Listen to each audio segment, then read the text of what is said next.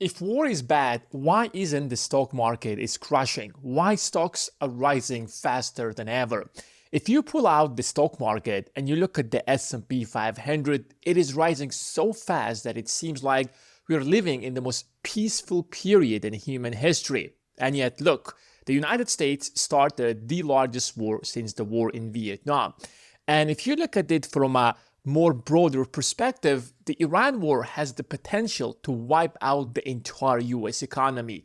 And the US economy is slowing down. People are complaining about jobs. Prices are rising faster than ever. The US social security system is about to collapse. And yet the stock market is going up and up and up. And if you're an investor, you are making more money than ever. And if you have been part of the Investing Academy, for example, you purchased the stocks that I told you and you made a lot of money. So it makes no sense or whatsoever. So let me explain to you how war is actually fueling the stock market. This is the S&P 500, and since the beginning of the year, it has risen by more than 11%. And trust me, that is really high because historically, the S&P 500 grows by about 10% on average. So when in the first half of the year, the market has already grown by more than 10%, you can consider that a great success. There was a dip in the market back when the war started, but that dip was very minimal. Now, if you think about it like purely from the logical perspective, oil prices are rising. That means that the economy is going to slow down. And since the economy is going to slow down, you have these companies, they're supposed to make a lot less money, which means that their valuations, at least on paper, should go down, and investors should be afraid and they should start selling their stocks. Secondly, war is a destruction and it's the largest destroyer of wealth. Because when there is a war, we're building stuff and we're destroying them. We're building stuff and we're destroying them. Shouldn't the economy actually slow down and the market should go down? And finally, war leads to high inflation, and high inflation leads to lower valuation. When inflation rises, suddenly on paper, all these businesses are going to make a lot less money in the future because the true value of all of those future profits is going to be a lot less valuable, which is why as a smart investor, you should be selling your stocks. But if that's the case, then why the market is growing so fast? Now, to understand that, you have to understand a very simple fact. The economy is not the stock market. A lot of people imagine that the economy equals the stock market. But what if I told you that the economy can suffer? Unemployment could go high. Inflation could go high. Businesses could suffer. And yet the stock market will continue rising, making investors multi-millionaires, maybe in some cases even multi-trillionaires.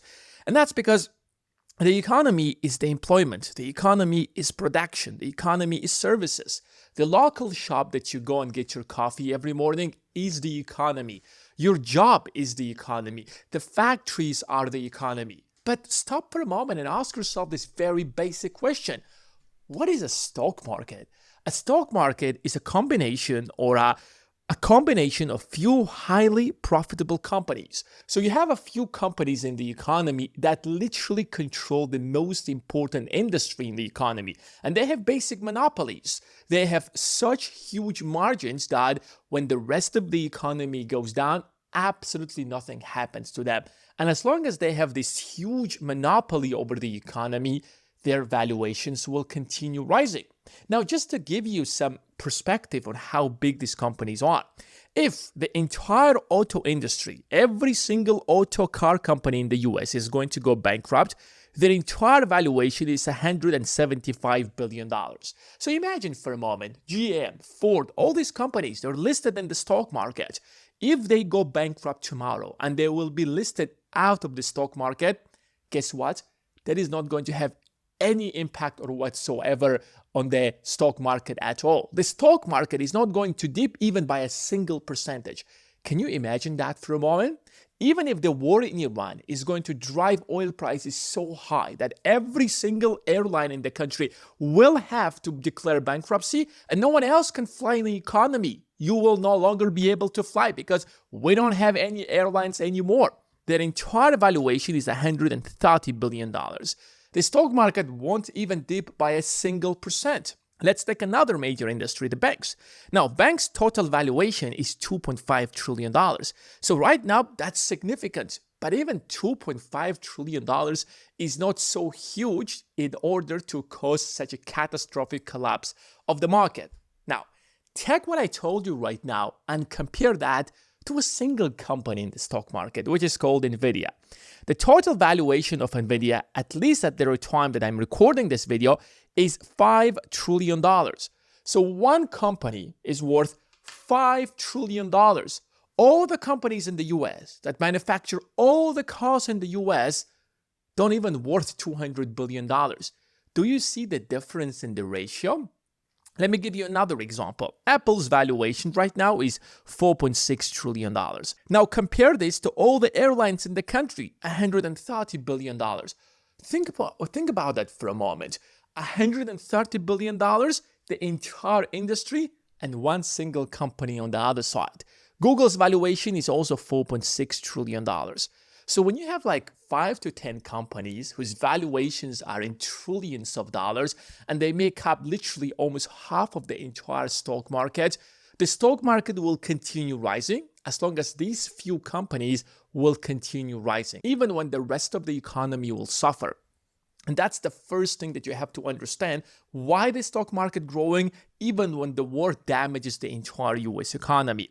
Second thing that you have to understand is that the economy is about the present. So when the economy goes down, it's about what is happening to the economy today. It's about you losing your job today. It's about prices rising today. It's about that factory closing down today. It's about that coffee shop is no longer can do business today and they have to declare bankruptcy. But the stock market is not about today. When you are an investor and you're investing in the stock market, are you about to make money today? No. You are investing in the stock market because you are expecting the market to grow sometime in the future. So the decision you are taking today is a reflection of what you believe will happen in the future. So the stock market is essentially what investors believe will happen in the future. That future could be 6 months from now. That future could be 1 year from now. That future could even be 2 years from now. So the stock market today could basically represent what investors believe will happen after the war in Iran. So the stock market can grow even when the war is happening. Do you see the major difference between the stock market and the real economy? And that's why the average person can suffer. But investor, especially a smart investor, is not going to suffer because he knows how the stock market is growing. Invest or not invest depends on what you expect is going to happen in the future. So if investors still believe that the market will grow, they will keep investing. That demand will push stock prices. So AI will boost corporate earnings because they're going to cut jobs. Now, take any business today, especially very expensive businesses. Let's take a law firm. Now, lawyers get paid a lot of money. That's why when you were a kid, your parents probably told you, go and get a law degree because you will become a really good lawyer. But now AI can essentially do pretty much like 90% of what lawyers usually do.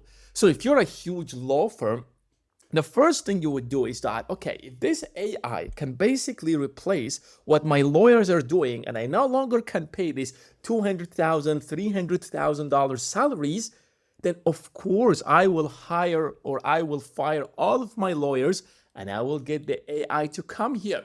And that's why corporations are excited because this is going to boost corporate profits.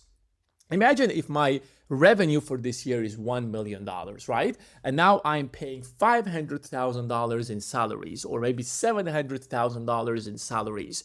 If I can actually cut my workforce and instead of paying $700,000 in salaries, I will simply be paying $100,000 in salaries and the rest of it will be replaced by AI, suddenly I have boosted my corporate earnings. Do you see why corporations are so excited about AI? So if all investors believe that AI is going to boost corporate earnings, then I should be investing now because I will be missing that opportunity.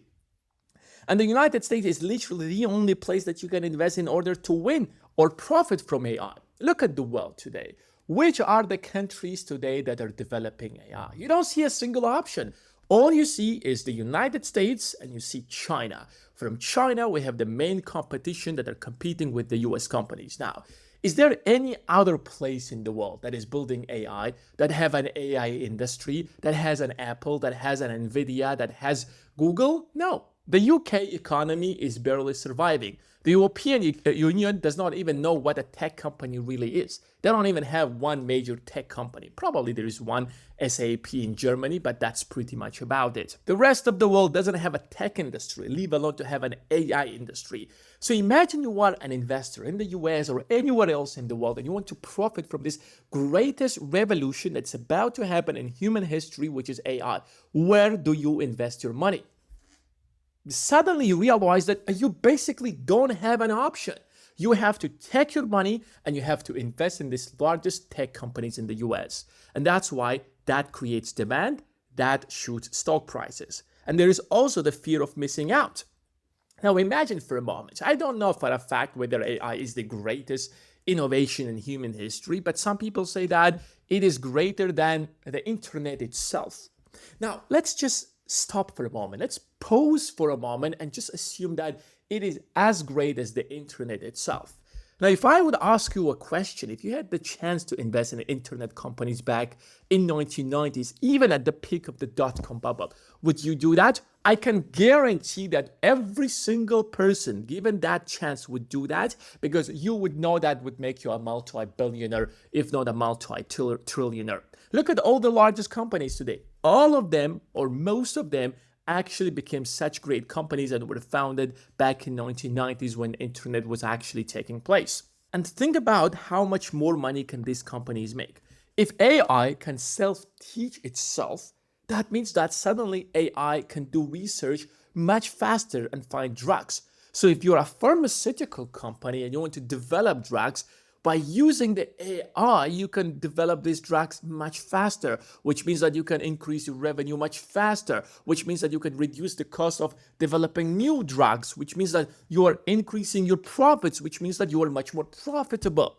That idea alone already drives so many investors to assume that these companies will earn far more in the future, which is pushing them to invest. Another important factor when it comes to war is that spending drives earnings. What is a war? Now, for a country such as Iran, a war is bad because it is devastating the entire economy, the infrastructure is being destroyed, but most importantly, there is human suffering. And there is no price on a human life, like literally no price. There is no way you can justify any kind of that kind of suffering. But if we literally just move away from that and look at this purely from the perspective of economics and finance, for the United States, this war is basically spending. The government borrows money and it spends. The government borrows money and dumps into this. And this war is the first AI war in the history of the United States. Suddenly, we are basically taking these new technologies and we're taking the most advanced AI, and now we are testing this. And that means that a lot of money suddenly is going into the largest companies in the world. So Palantir right now is one of the largest suppliers to the US Department of War. And that means that Palantir needs AI power, which means that it needs a lot of NVIDIA GPUs, which means that a lot of money will go into NVIDIA, and so on and so forth. So if this war actually accelerates, that means that the deficit of the US government will actually become a lot higher, which means that trillions more will be actually spent. And when the government is spending far more and a lot of that money is going to the largest tech companies, that means that the stock market will actually be rising much faster. There is also something that is called war-driven inflation. Because now there is this war against Iran, it's rising oil prices and leading to high inflation. Look at the inflation last month. It was about 3.8%. This continues, inflation this year probably will be more than 4%, maybe even 5%. Now imagine for a moment that there are trillions of dollars all around the world, right? And these trillions should be invested, whether not just in the US, just in the European Union, in the UK, all across the globe. And there is inflation, you're sitting on so much cash. Now, cash is becoming worthless. Cash is losing its value by 5% every single year. You gotta invest that money. What are your options? One of the options is to invest that money in the US Treasuries, which investors are obviously doing. Warren Buffett is famously sitting on about $400 billion worth of US Treasuries. But not every single penny can go into the US Treasuries, especially when these Treasuries are not actually paying you much. So the next best option are the stock market. And because there is an AI revolution and you can make from the stock market far more than 4% or 5%, which is what the inflation is, you can see that a lot of that money goes into the equity market, creating this demand, boosting stock prices. And that's why, even though that there is a war, the stock market continues going up. And the United States, at the end of the day, is a safe haven. If you just look at the global map, what do you see here? You see a few major countries here and there, the US, Russia, China, India. And then there is one part of the world where most of the human history was happening. That's Europe, Russia, China, India, Middle East, and all of that part. And there's a lot of chaos. Like this war in Iran is happening in the Middle East. Do you know how far away that is from the United States? And the United States is on the other side of the world. No matter what happens, this war is never going to come to the shores of the United States. So at the end of the day, if you look at it like that, you will realize that the United States is basically the safest place on the planet right now. And as long as there is war in the world, the United States will be the safest place. So if there's one place that you can be confident, even if you are an Iranian at this point, you would want your money to be in the United States. Tech plus AI is in the US as well, which is another reason that we talked about. And there is also lack of alternatives. There is no other place to invest that money. And bonds are not as attractive as stocks. So if bonds are paying you 4 to 5%, while the stock market is delivering 11% just in the first half of 2025, what do you think investors are going to choose? And so even though that this war is bad, even though that this war might be crushing the US economy, at the end of the day, it will be driving stock prices higher and higher. And that's why this gap between the rich and the poor will keep rising. Because how do you think rich people are getting richer? How do you think Elon is getting so rich? How do you think Jeff Bezos is getting rich? Because all these people are invested in the stock market. And that's why if you have not started investing yet, you are about to get a lot poorer. That's why the first and the best way for you to stay rich and make more money is to ensure that you're invested in the right stocks. Because if you invest in the wrong stocks, those stocks will go down and you have fundamentally lost all the money that you made with your blood and sweat. That's why it's so important to master investing, to master the right skills. And if you want a step-by-step strategy on how to actually find the best stocks in the market, and you want to find out what are the best stocks for you to buy, then check out the first link in the description of this video, where you will find out the best investing strategy for you. The link is in the description of this video.